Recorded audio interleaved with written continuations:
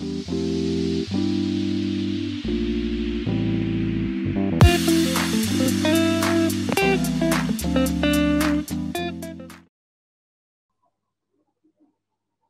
cool. Thank you very much. Appreciate it big time. Today we're going to do literature, right? So we're going to look at chapters 1 until 4. Yeah, I'm going to straight away share screen with you to look at our schedule. Now, here we are with our schedule, right? Oops, there's still more that want to enter. Okay, so here we can see for literature, we've got chapters 1 to 4 review. So you're supposed to have read it already. As you know, we can't possibly read every chapter. In class we will read some, but we can't read everything. So you basically have to read it at home so we can do a review in class. And today we will have quiz 1B. Remember that quiz A, in this case 1A, especially if it says an initial as BYR, it stands for before you read. So those are a few questions that you have to answer before you read. And then you have quiz 1B. The B is the one that says while you read, so WYR. And then 1C would be after you read, that would be AYR, right? So in Moodle, you can find the quizzes. Let us take a look at that. Maybe it helps if I show you. Okay, so let's go to, as an example, 11 IPA 1. Yeah. Now you see literature, Wuthering Heights. Yeah, that's your topic. So you go to announcements. Click announcements. And here you see 3 quizzes that I've already placed. 1A, 1B, 1C. Now, last time I made a mistake. I gave the same link to every grade 11 class. So basically all the answers of all 4 classes came into one folder. That was really not good. So I had to separate it. And there were also quite a lot who hadn't done it yet. So I gave you guys the link to do it. So I will compile it again into one because of the mistake that I made, yeah? But I'm busy repairing that. So for those who haven't done quiz 1A yet, please do so. Just click it and then you see the link, yeah? And then just click the link. Now, basically, as you can see here, the BYR is before you read, while you read, and then after you read. So that is basically for several chapters. So for example, chapter 1 to 4 would have 3 quizzes. Chapter 5 to 10 has 3 quizzes. 11 to 20, 21 to 28, and 29 to 38. So basically 5 parts, and each part has 3. Okay? But that's also already in the unit schedule. So you can basically just follow it from here to know. Okay? Awesome. Okay, so today we're kind of focusing on units 1 to 4. Now my question is, I forgot to write this down. Did you guys see the video of Wuthering Heights? Not yet, right? Am I right? Stephen, Alan, can I ask you? Did I show you the video last week?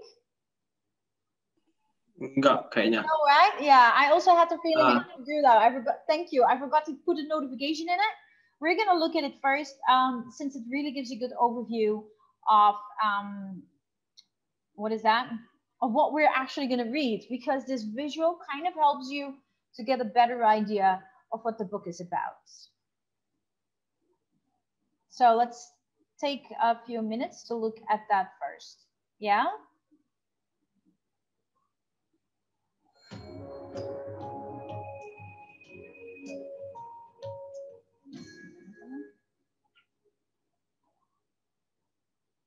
In the introduction of Wuthering Heights, Mr. Lockwood, a gentleman from the city, rents Thrushcross Grange, an estate in the wild English countryside, and sets out to meet his landlord, Heathcliff, who lives at Wuthering Heights, an estate across the moors.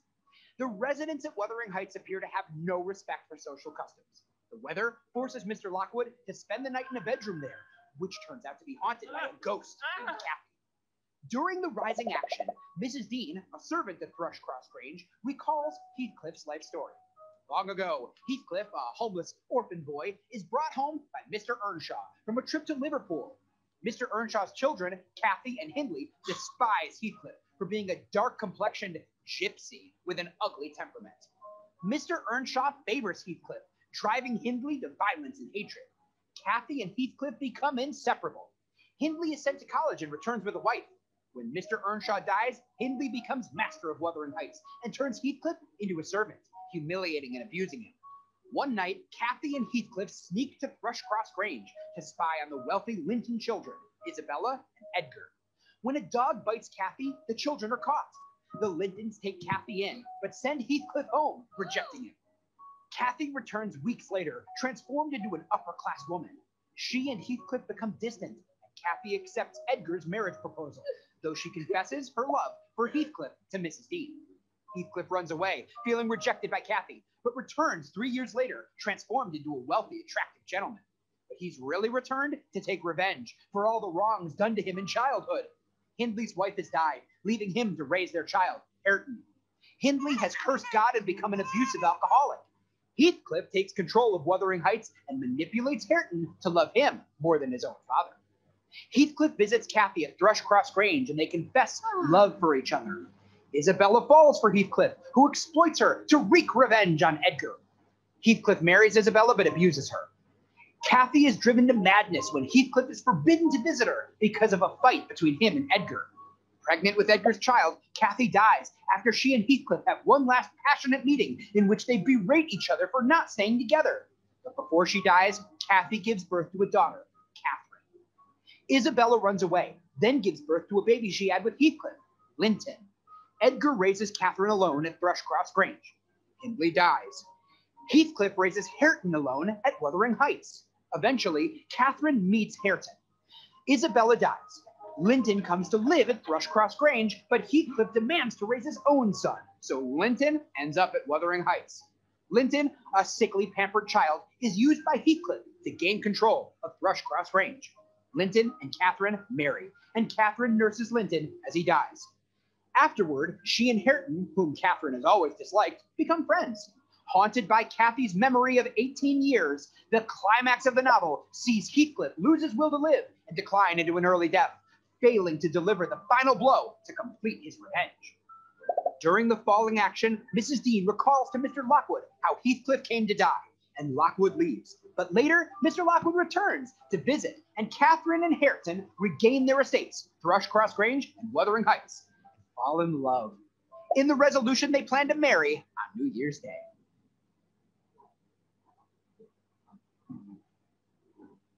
If you work in a team, you've got to try Monday.com. Go to Monday.com and manage all your team's work on a powerful platform that's easy to use. So easy. Whether it's projects or workflows, you can track your team's progress visually, any way you want.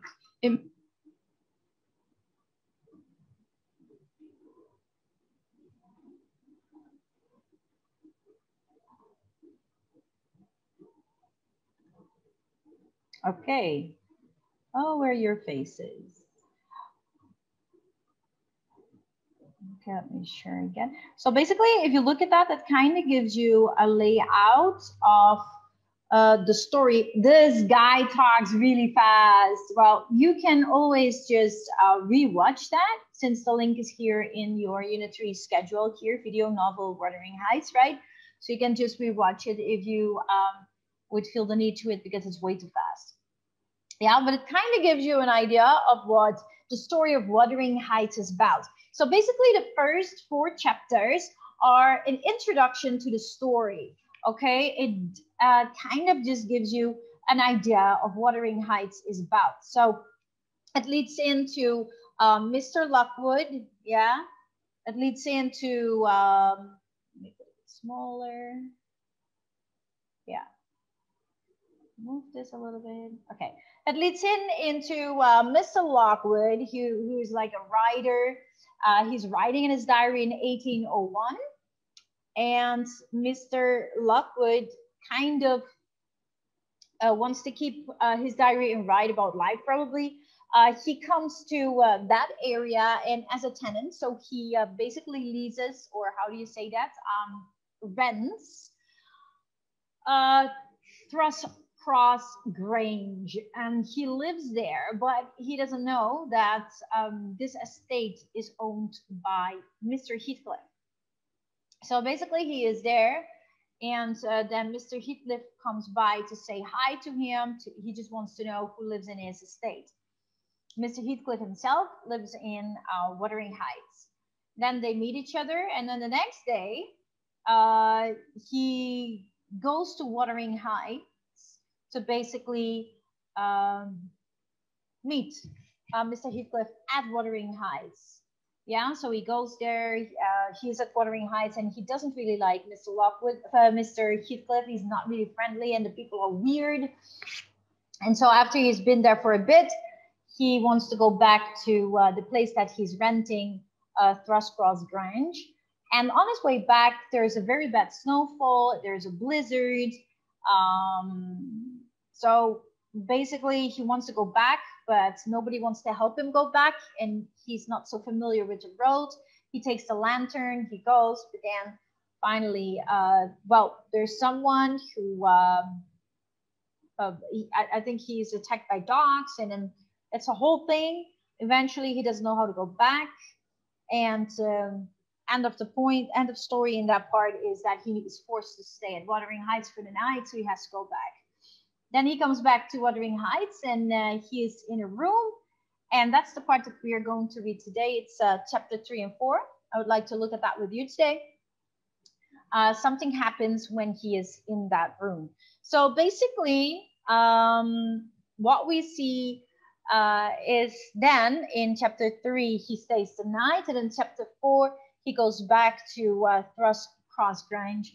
And that is basically then he falls ill, he gets sick, and then the lady who kind of is like the help around the estate there, she then takes care of Mr. Lockwood while he's sick. And that is when she tells the story about Heathcliff and Catherine, the families, and Wuthering Heights. So basically the whole story of Wuthering Heights is told to Lockwood. It's like as if he gets this long history story about these two families. And that is when he is sick. And that starts from chapter 5. Okay, so maybe we can take a look together, and let me share screen from that one. Let's see if I can do it this way.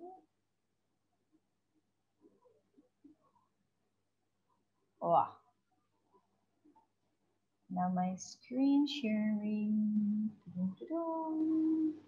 Yeah. Okay. So we're gonna go to chapter 3, looking at my not so professional cam scan pictures. I did my best. The book is it's hard to take a picture. See that the page is it's not straight. It's kind of hard, but yeah. Okay, so we're at chapter 3, An Uncomfortable Night. We're gonna take a bit of a part to go over that. Yeah. On the way upstairs, Zillah advised me to make no noise, as the master had some strange idea about the room she was taking me to and would never allow anyone to sleep there.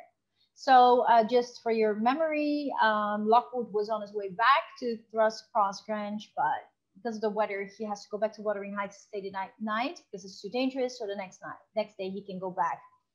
So he goes to a room where normally no one ever sleeps. I locked my door and looked around. The only furniture in the room was a chair, a long heavy chest of clothes, and a large wooden box with square windows cut in the top. I looked inside the piece of furniture and found it was a strange, ancient kind of bed, forming a little room of its own, the broad edge of which conveniently served as a table. I slid back the doors, got in with my light, and pulled them together again. The shelf on which I placed my candle had a few old books piled up on the corner and was covered with handwriting. This writing was just a name repeated many times. Catherine Earnshaw, sometimes changed to Catherine Heathcliff, and then again to Catherine Linton. I leaned my head against the window and continued to read the names again and again until my eyes closed. I had not rested 5 minutes, though, before I discovered that my candle had fallen on one of the books, and there was a smell of burning leather. I sat up and examined the book. It had the name Catherine Earnshaw on the first page, and a date about a quarter of a century old. I shut it and took up another book and another until I had examined them all. Okay, we continue. You have this file in your WhatsApp group if you want to read it. I'd like Celia to continue reading the next paragraph. The books had been, so we're here. Wait for a second. The books had been well used, though not always for the usual purpose. Every bit of empty space was filled with childish writing, parts of which took the form of a record of daily happenings. At the top of one page, I was highly amused to find an excellent drawing of Joseph. I felt an immediate interest in the unknown Catherine, and I began to read out the faint words. Continue or not? Yeah. One more Okay. sentence, too terrible. Okay. A terrible Sunday. I wish my father were alive again. Hindley is hateful. His treatment of Heathcliff is terrible. Yeah, so he's really thinking about, oh yeah, that is what he's reading in the, what is that? In the diary, right? We continue with, I would like Kadek Dewey to continue reading. All day. You can also access your file by yourself. I don't need to read from the screen. All day. All day it has been pouring with rain. We could not go to church, while Henley and his wife sat downstairs by a comfortable fire. We were commanded to take our prayer books and go up to the top of the house to listen to Joseph praying. We stayed there for 3 hours, but my brother still thought we came down too soon. Thank you. Okay. This is still part from the diary. Stephanie? Steffi?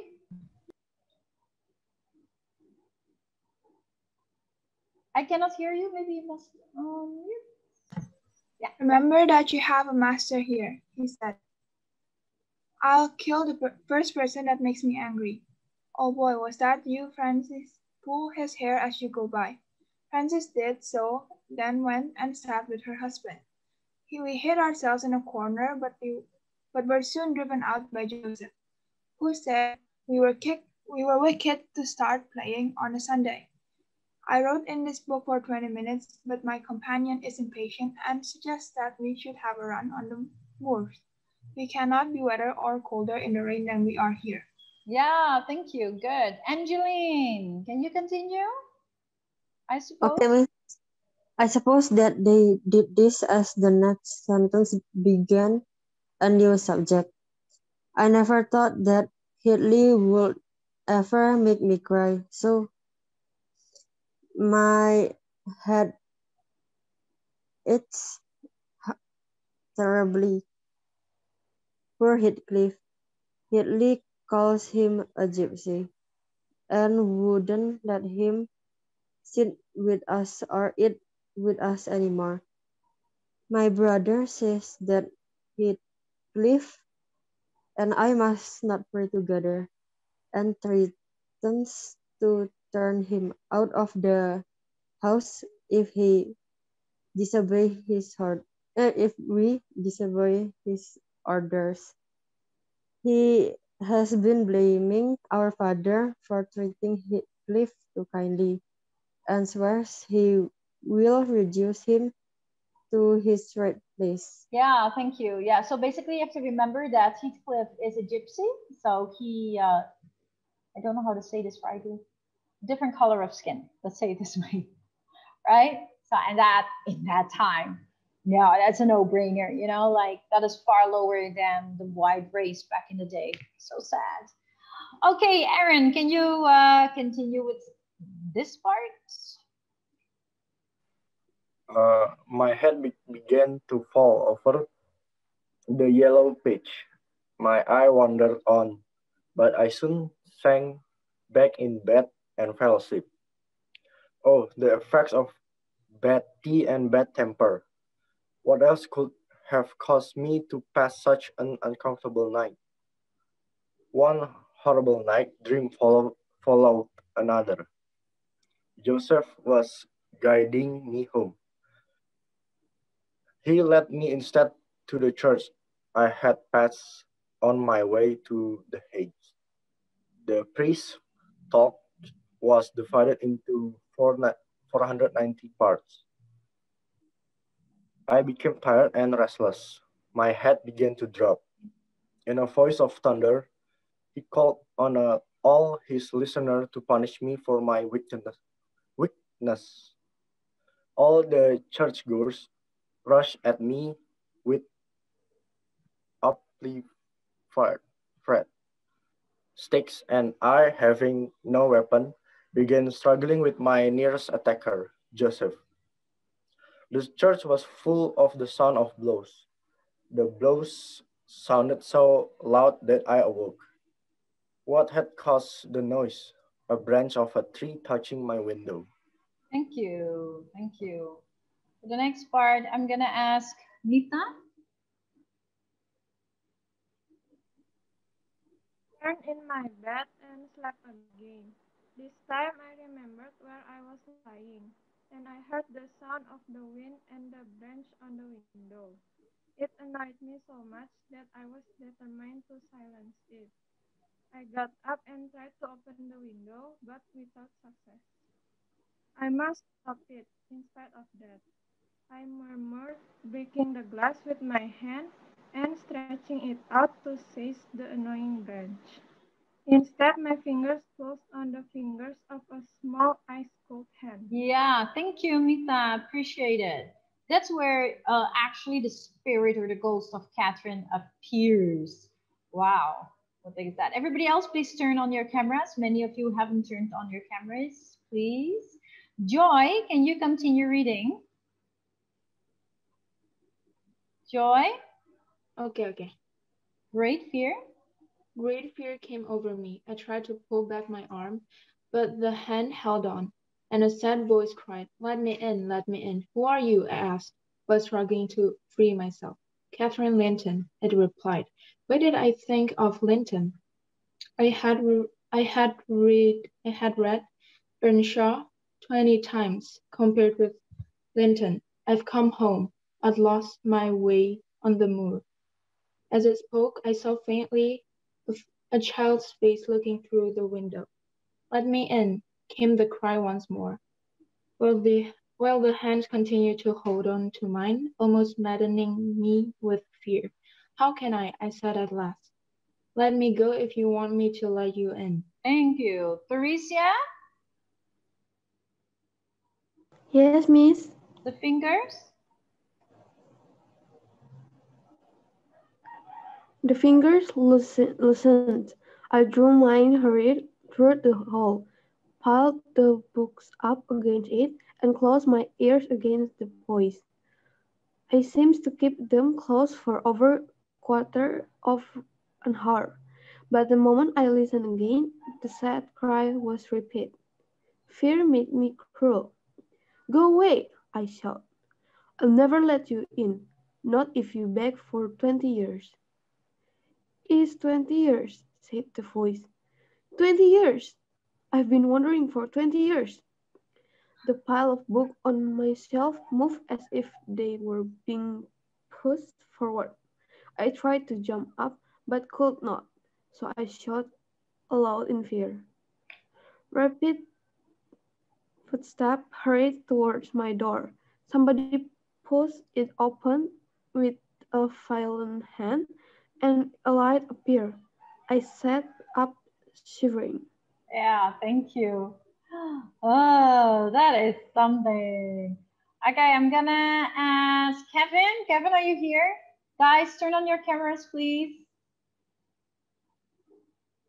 Oh. Kevin? No. Fiona? Okay.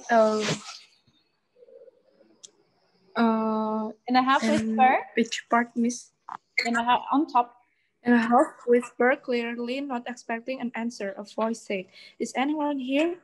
I pushed open the doors of my resting place. I shall not soon forget the effect that my action produced. Heathcliff stood near the entrance, in his shirt and trousers, with a candle in his hand and his face as white as the wall behind him. My first movement affected him like an electric shock. The light fell from his hand. "It's only your guest, sir," I called out. I had the misfortune to cry out in my sleep owing to a frightful dream. Heathcliff murmured a curse. He set the candle on a chair. "And who showed you up to this room?" he asked. "It was your servant Zillah," I replied. "I suppose she wanted proof that there is a ghost. Well, there is." "What do you mean?" asked Heathcliff. "Nothing could excuse the horrible noise you made unless you were having your throat cut. If that little ghost had got in at the window, she would probably have finished me," I replied. Okay, thank you, thank you. Awesome. Clarissa, can you continue? As Clarissa? Yes. Hi, can you continue reading here? S for Catherine. As for Catherine Linton or Earnshaw or whatever she was called, she told me she had been walking the earth for 20 years now. I had hardly spoken these words when I remembered the joining of Heathcliff's name with Catherine's in the writing in the book. "What do you mean by talking in this way to me?" thundered Heathcliff. "How dare you under my roof?" I began to dress. Heathcliff sat down on the bed. I guessed by his irregular breathing that he was struggling against some powerful feeling. "Mr. Lockwood," he said at last, "you may go to my room. Your childish shouting has finished my chances of sleep for the night." "And mine too," I replied. "I'll walk in the yard until daylight, and then I'll be off." Okay, thank you. We continue with, okay, who do we have? Talia?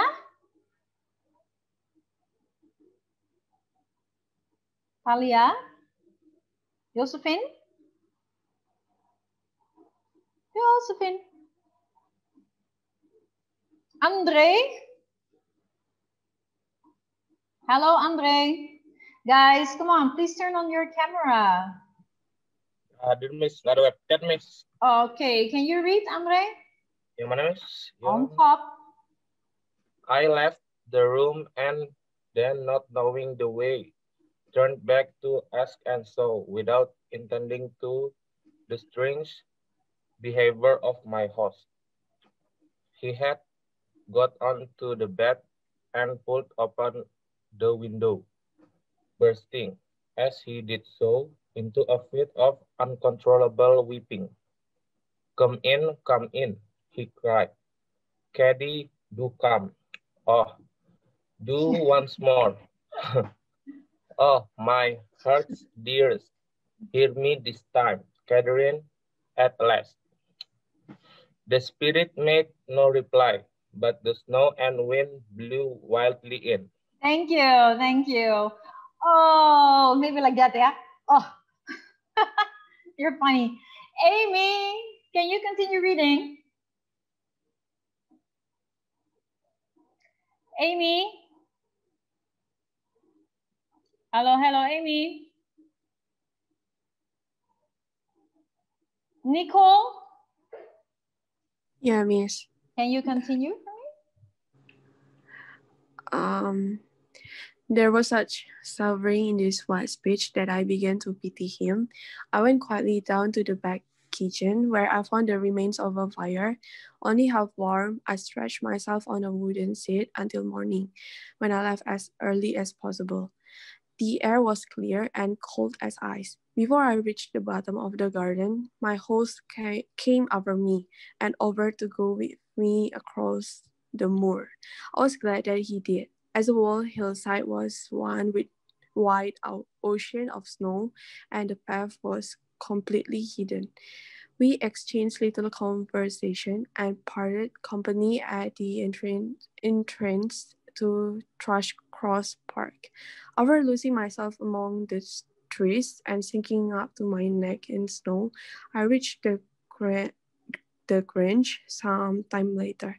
To warm welcome from Mrs. Dean, my housekeeper, who was beginning to believe that I had died on the moor. Thank you. Now, then we enter into chapter 2. That's only a good two pages, yeah?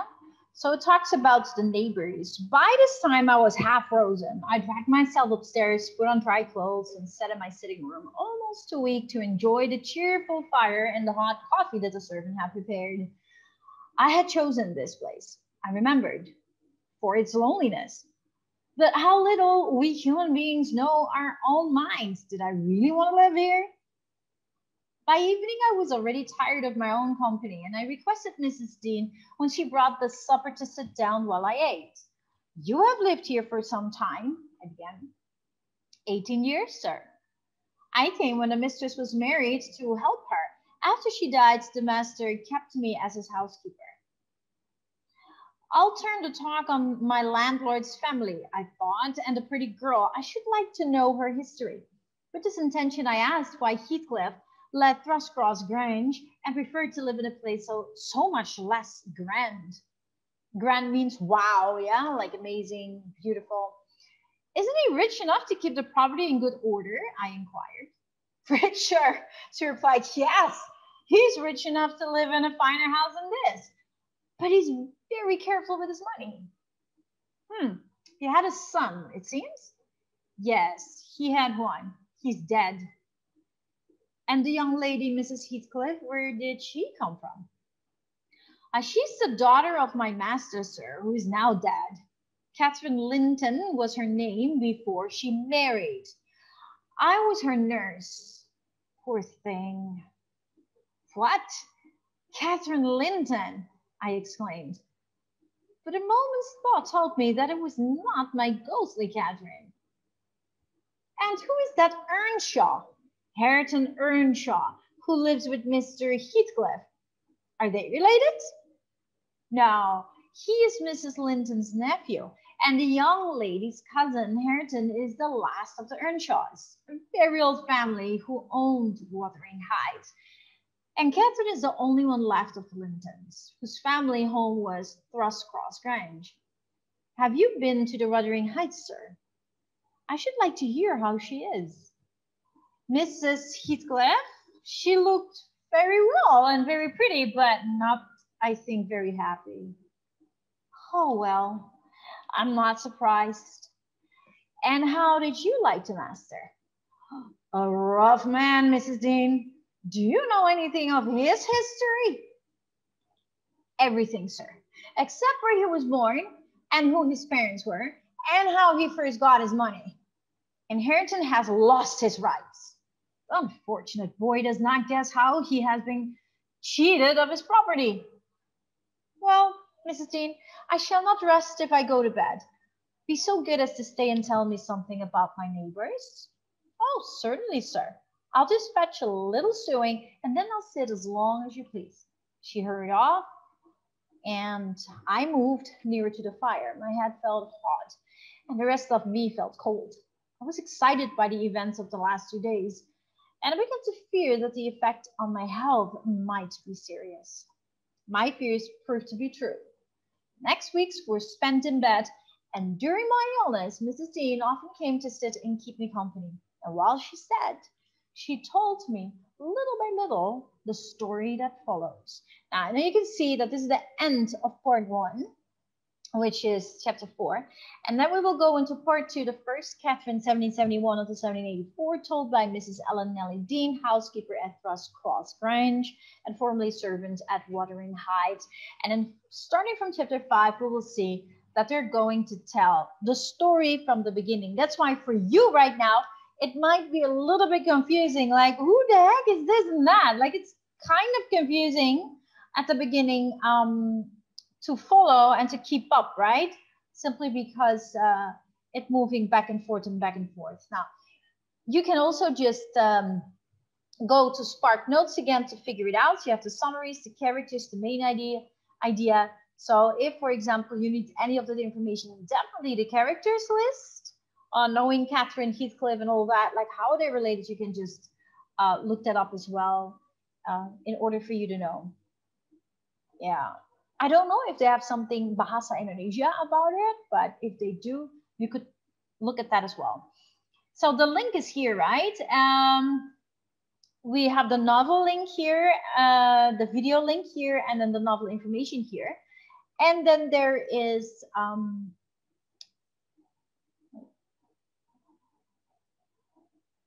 yeah, that's the Spark Notes. Wait a second, where's the other one? Okay, here, last week we looked at the Google Slides of the literary devices. Those are actually the literary techniques. Yeah, the Google Slides to that. I think we did look at that last week. And now I'd like you to look with me real quick at the literary techniques and elements, just so you have a good idea on what that means. Now, basically, if we're saying literary devices, they are divided into two. They're divided into techniques and elements. Okay, we've got these two, techniques and elements. If we're looking at elements, itu bagian-bagian dari cerita yang memang harus ada. Kalau tidak ada, ceritanya nggak bisa jalan. Okay, so the elements are a must, a compulsory. They have to be present in the story. If we're talking about techniques, those are the things that an author would want to use in order to create effect. To create an effect, to create a certain mood, to create underlying meaning, anything like that. Yeah? So that is basically what the techniques are. So the device is any specific aspect of literature, yeah, which is used. Now, so the techniques are specific, deliberate construction of language, yeah. An author, let me make it a bit bigger. An author uses to create meaning. An author's use of literary technique mostly happens with a single word or phrase or a group of words and phrases, yeah? And also, it is not necessarily present in every text. So it's not always necessarily present. So techniques can be used, but don't have to be used constantly. Whereas elements, yeah, there is no story without literary elements. So these are the aspects or characteristics of the whole text. So they're not used, they have to be present. They can be taken from any text or in any text. For example, in the story, we would definitely have to have a theme. Every story has a theme, a setting, a conflict, a point of view, right? If you don't have that, then the story would not be complete. Now, here you can see the aspects of literary techniques all compiled together, and I really would like you to take a look at it. So what I need you to remember is this. Last year you got this with Miss Tabby. About literature, you learned imagery. Imagery, remember that? Those are the mind pictures you have. So imagery is the word in which we build an imagination. So an imaginary world. So we don't really see it, but we kind of can see it in our head, right? It's imagery. Now, how do we build imagery? By two things, right? The first is figurative language, and the second is sensory details.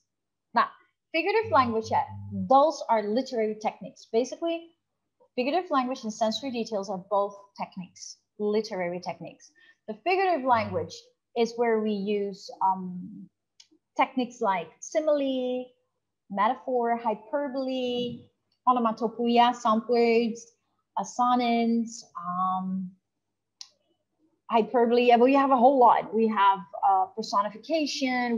There's a whole lot that we have. So those are techniques or words that are techniques that are used in order to create an effect or a meaning, an imaginary idea. Then we've got sensory details. Now, sensory details consist of multiple adjectives. You've learned that last year in grade 10. That is where you have this abbreviation of OSACM, OSACM. O, opinion, S, size, AH, C, color, and M for material. Remember that? So the multiple adjectives that are used in order to create an imaginary sight, imaginary hearing, imaginary smell, imaginary taste, imaginary feel or touch. Yeah? So we use the techniques that we have is figurative language, sensory details. Okay, we use that in order for the writer to be able to create imagery, an imaginative idea. Yeah, so when you read it, you can kind of just imagine it and see it. Now, those are the techniques, and they're like compiled here together. Now, when we're looking at the elements, as I said just now, those are the parts of the story which have to be present for a story to actually work. So we've got allegory, which is symbols. So we have aspects of a story that represent or reflect back to a symbol that is historical or geographical or geopolitical event. Anything, a symbol that we use that refers back to a historical thing. Yeah. And of course, we have the antagonist, very important. It's the counter or the contrasting character of the main character. Protagonist is the main character. Doesn't always have to be good, but mostly it's a good guy, but sometimes it's not a good guy. But so we have the protagonist, which is the main character, and an antagonist that is the opposing counterpart to the main character that kind of causes and is the source of the conflict. Yeah. Characterization, climax, conflicts, context, mood, motive, plot, point of view, first or third. Here you have your protagonist. Setting is very important. Speaker structure, theme, tone, tragedy. Yeah, that's basically all the parts that we have. So if you would look at a narrative arc, you would definitely look at what is that? The setting, and then the rising action. In the rising action, we would have our conflict and our suspense, which builds to a climax. And then it kind of goes with the falling action down again, in which we have the resolution, and then we come to the ending of the story. And those are the literary elements. And within it is built the mood, and we have the theme, yeah, and all those aspects in a story. So that's why it's called elements. Now, it's important for me that you read through this, because we will be working with the techniques and the elements. So it's important that you understand this. I will give you another link, which is a summary of the components of a story. Yeah, I will place that also here in Unit 3 lesson schedule, so you can look through that. It shows the aspects of the narrative arc and so on. Okay, cool. Are there any questions so far? Guys, please leave your cameras on, yeah? Yeah, awesome. Okay, then we have a little bit of time left. I'm not really aware if you have a class after this, but it would be great if you can do quiz 1B. Yeah, that's while you read, and then you are supposed to do quiz 1C basically this week, when we let me share again to see where you just go. So here you see that today 1B, quiz 1B, it's only a few questions, it isn't that much. And then for your pre-study, or for your post-study, you would have to do quiz 1C. Yeah, and then for your pre-study, you will have to do quiz 2A. So there's quite a lot of questions. We said, why am still be quiz now? But that is actually just a few questions. It isn't much. It's only a few questions, and it kind of helps you to work with the text. If I don't give you that, you'll probably end up not understanding the story. That's the problem. And I don't know if you remember, but those are the questions that are at the back of your book. Remember, like last year, you had a book also with Miss Debbie, and you had those questions at the back of your book. Now, those, I just have turned them into a quiz to make it easier for you to respond. Just to click, click, click, it's faster, right? But it helps you to work with the text. You can also look for the answers in Spark Notes, right? Which link is here.